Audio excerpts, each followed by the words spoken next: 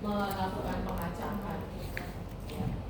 Karena memang di dalam C-survey itu ada 3 pokok menu ya yang membuat itu.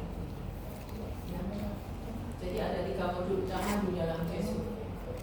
C-survey yang ada sekarang itu sudah ada window ya, jadi Anda enak tinggal memilih aja ya. Dibandingkan dulu yang under DOS, kamu ya ada disket. Nggak pernah ada disket. Floppy disk nggak tahu juga. Coba nanti bisa di download apa yang dimaksud dengan disket ya, floppy disk. Nah itu supaya bisa punya pengetahuan itu. Jadi awalnya itu memang under DOS. Jadi kalau Anda butuh, misalnya saya ingin modul untuk menentukan klaster, ya nanti tinggal disketnya dimasukkan. Nanti ganti kalau misalnya saya ingin menentukan besar sampel yang tadi dikeluarkan, nanti diganti dimasukkan yang lain dan seterusnya. Jadi mondar-mandir gitu. Tapi sekarang karena sudah ada Windows, jadi Anda nggak perlu gitu. Jadi, nah sekarang untuk modul yang pertama, itu memilih klaster. Ya. Teorinya kan klaster itu harus dipilih secara proportional probability sampling ya. Nah, jadi kalau Anda ingin menentukan ya klaster-klaster tersebut, maka yang harus Anda lakukan adalah Anda harus mendata ya, klaster-klaster yang ada di sebuah wilayah. Ya, nanti ditentukan aja, misalnya wilayahnya adalah Jawa Timur boleh, atau kabupaten boleh. Ya. Nah nanti harus ditentukan kira-kira yang jadi klaster apa. Terus jangan lupa besar sampelnya juga di setiap klaster itu harus tahu. Nah, di mana kita bisa tahu? Ya Anda bisa tahunya dari data-data BPS. Ya kan? Jadi BPS itu kan dia mengetahui semua data yang ada di wilayahnya. Misalnya di Jawa Timur, BPS. Apa namanya Pak Jawa Timur? Garda? Garda sama ya? Di Jakarta juga ya? Ya, beda. Nah, kemudian file database ini dapat dibuat menggunakan C-survey atau bisa langsung diimpor dari database lain. Apa yang bisa diimpor dari database lain itu Excel. Jadi kalau misalnya Anda mendata melalui Excel, nah kemudian Anda panggil melalui C-survey ini bisa. Ya biasanya kan kalau BPS kan dia entry-nya kan lewat Excel. Ya, sebagian besar data-data di BPS itu via Excel. Nah ini Anda bisa manfaatkan. Jadi cluster itu kurang lebih seperti ini di modul itu. Ini sudah di running ya. Jadi makanya muncul tanda ini apa ini bukan asterisk, pagar ya. Nah itu jumlahnya, itu menunjukkan jumlahnya. Jadi jumlah cluster yang terpilih, jumlah HH itu household ya, rumah tangga dan seterusnya. Tapi kalau masih pertama Anda belum running ya, belum menjalankan, belum melakukan ya, biasanya hanya muncul ini village sama populasi size-nya. Nah ini yang saya maksud tadi. Jadi Anda harus mendata dulu ya berdasarkan informasi yang ada di BPS ya. Jadi nama-nama desa, kalau ini misalnya desa ya, jadi desa A, B, C, D dan seterusnya. Berapa sih populasinya? Ya, ini harus Anda ketahui. Ini ada pasti di BPS ada. Ya, dari dulu sampai sekarang pasti ada, nggak mungkin nggak ada. Ya apalagi sekarang ya. Misalnya Anda ingin melihat kota Surabaya aja juga ada. Ya. Nah ini kenapa kok nggak urut? Ya ini karena memang tadi sudah diranikan, sudah di macam-macam lah di generate juga ya. Jadi makanya jadi acak.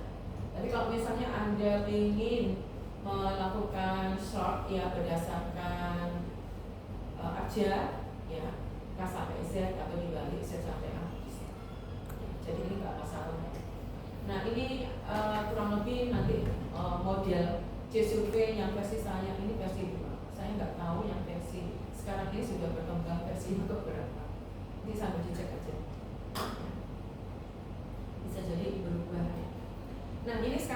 modul 2 ya, karena ada 3 modul. Sekarang yang modul 2 itu menghitung besar sampel. Ya, jadi nanti dari ini kita bisa menentukan besar sampelnya berapa sih gitu. Ya, atau rata-rata orang per klaster yang dibutuhkan itu berapa. Nah, ini kita bisa memanfaatkan siswa itu. Nah, sekarang ya ketika kita menentukan C-survey ya, menggunakan C-survey, kita kan harus tahu ya, definisi awal kita sudah pegang bahwa C-survey itu bisa dilakukan kalau programnya itu cukup banyak. Nah, cukup banyak itu berapa? Ya antara 15 sampai 45. Ya, jadi kalau lebih dari situ ya nggak usah digunakan C-survey. Ya, atau kurang dari 10 gitu ya, nggak usah dilakukan juga. Ya, masih ingat juga ya ketika kita menentukan teknik sampling ya untuk studi cross-seksional ya, entah itu simple random sampling atau apa, kan harus dilihat juga proporsinya. Kalau proporsinya kurang dari 10 ya atau lebih dari 90, kita memperlakukannya beda. Ya, saya nggak tahu Anda dapat nggak itu.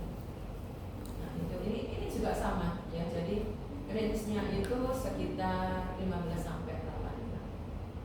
Ya, jadi artinya apa, nggak boleh kurang dari 15 dan nggak boleh tepatnya 10 ya, dan nggak boleh lebih dari 85, 90 ke atas.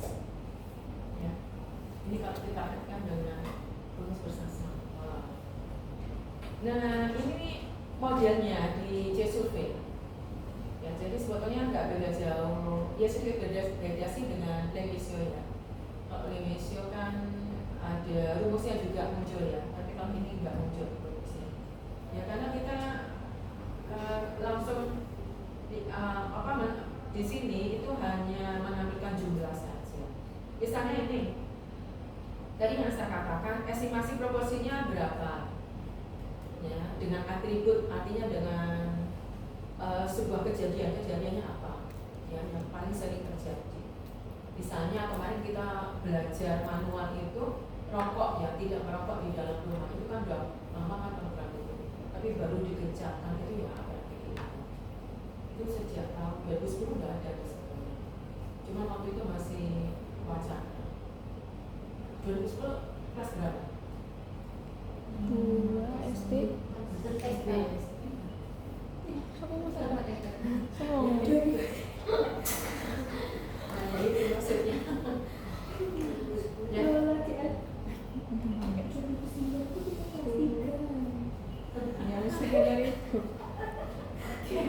Nah itu ya, itu maksudnya jadi estimasi proporsi dengan atribut berapa. Ini kita pakai dasar 50-50 ya, pakai 50% proporsinya atau setengah ya. Nanti diketik aja di sini setengah gitu ya, proporsinya 50% ya. Terus confidence intervalnya berapa? Nah kalau kita pakai yang standar ya alfanya 5%, berarti CP-nya 95%. Oke. Nah ini baru kita memilih homogenitas parameternya. Nah kita pilih desain efek karena dikontrol dengan desain efek. Desain efek sendiri sama dengan apa rumusnya? Nah itu kan melibatkan ROH ya. Ya ROH sendiri itu adalah tingkat homogenitas.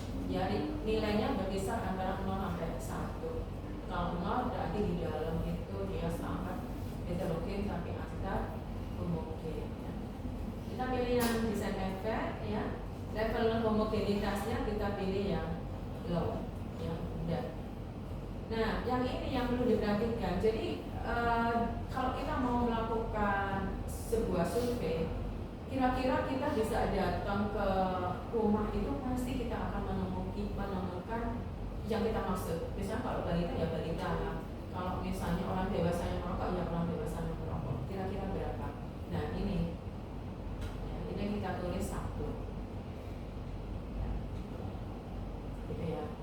Contoh ya, zaman dulu itu ketika kita datang ke rumah-rumah ya, kita tuh sering menemukan di dalam rumah itu pasti ada 2 atau 3 balita kan gitu kan ya. Tapi sekarang kan sudah jarang. Nah jadi kita bisa nulis jumlah balita sama dengan 2. Jumlah pasarnya berapa? Nah, kita tulis 30. Ya. Maksimumnya, minimumnya bisa 25 boleh, 26 boleh, 27, 28, 90. Nah, rata-rata orang yang terpilih per cluster, nah itu nanti harus Anda tulis juga, ya harus ini pilihnya. Anda mau berapa? Kan teorinya kemarin kan 7 sampai 18. Ya. Nah, oke. Kalau sudah ya nanti dia akan muncul. Nah, kalau ini sudah kita kita ketik ya. Terus nanti kita kalkulit ya, kita running. Ya nanti akan muncul ini. Nanti akan muncul ini yang di sebelah kanan ini. Ini bukan masuk bagiannya dari testing hipotesis loh ya. Beda. Ngerti ya? Jadi ada dua, untuk estimasi dan untuk pengujian hipotesis. Tapi pada saat kita mengestimasi parameter populasi, nah ini semua ya, ini bukan miliknya yang pengujian hipotesis ya. Ngerti maksudnya? Ya, oke ya, ngerti ya. Nah, oke. Nah, sekarang ini masih dalam hal ini estimasi. Jadi dari sini itu kita bisa melihat standar target ya, standar error targetnya itu adalah 0,0499 ya. 89. Terus aktualnya, jadi ketika Anda mau ngetik ini ya, itu muncul aktual standar errornya itu sekian. Nah, aktualnya itu sekian. Kira-kira lebih kecil apa lebih besar dibandingkan target errornya? Lebih kecil, karena lebih kecil berarti sampel size-mu betul. Ini ada tulisannya yes. Tapi kalau misalnya antara target dengan aktualnya itu berbeda, ya, jadi aktualnya lebih tinggi, yang jelas lebih tinggi, nah berarti adekuasi sampel size-mu nggak cukup. Nah, nanti kamu harus melakukan perubahan di sini, ya, gitu. Yang bisa jadi nanti jumlah orang per rumah tangga harus diperbanyak. Ya, yang awalnya 10 mungkin bisa jadi 15, 11 ya. Dilihat aja, diotak-atik aja sendiri supaya ini bisa memunculkan yes. Karena kalau no itu berarti nggak cukup. Ya, ini kan jumlahnya ini kan. Jumlahnya ini kan. Kalau clusternya 30 dan cluster 10 kan berarti otomatis 30 kan? 300. Iya. Otomatis kan? 30. Iya. 300. 300 ya. Pikir aku itu 300 tapi yang keluar ya Allah. Sorry. Soalnya kayaknya 1 bulan ini full ngerjain buku, jadi sampai malam-malam. Jadi kadang itu sampai sudah jadi.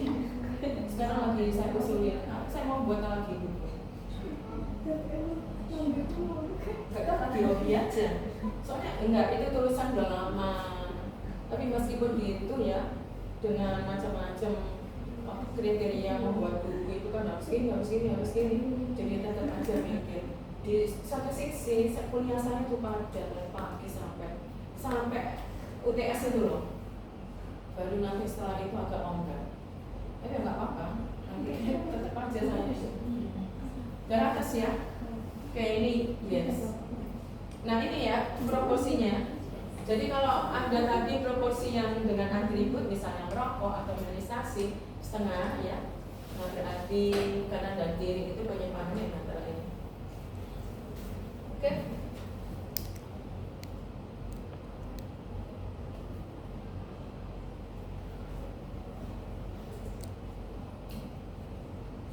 Oke ya, nah itu tentang sisa sampah. Nanti kalau ingin pengujian hipotesis juga bisa diklik ini ya, nanti akan muncul kriteria yang lain. Oke, ini sementara ya. Nah sekarang yang modul 3, nah yang modul 3 itu tabel random. Ini yang dimaksud dengan tabel random. Jadi kalau tabel random ini Anda generate ya, terus itu ya silakan berubah-ubah terus. Ya, meskipun Anda sendiri yang melakukan. Satu detik Anda klik langsung aja di generate terus gitu ya. Itu langsung dia akan berubah. Nanti kalau nggak percaya dicoba. Ya makanya kalau sudah menentukan sekian nggak usah diubah lagi. Ya karena dengan menggunakan tabel random ini pasti akan berubah. Oke. Nah ini sekarang modelnya ini dalam menjalankan programnya ya. Jadi versi 2 itu modelnya seperti ini. Ya modelnya hitam putih kayak gini. Yang dia nggak berwarna seperti SPSS ya, atau seperti R ya. Kalau R itu kan dia putih ya. Ya ini yang kurang lebih kayak gitu. Ya. Nah ini. Terus ada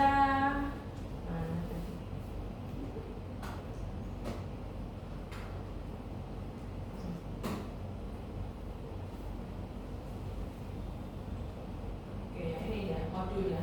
Jadi ada 3 modul ya. Nah sekarang kalau misalnya Anda ingin membuat baru ya, nanti di kanan atas itu ini ya, itu ada informasi new sama seperti F-info. Nah ini sebetulnya dasarnya adalah F-info.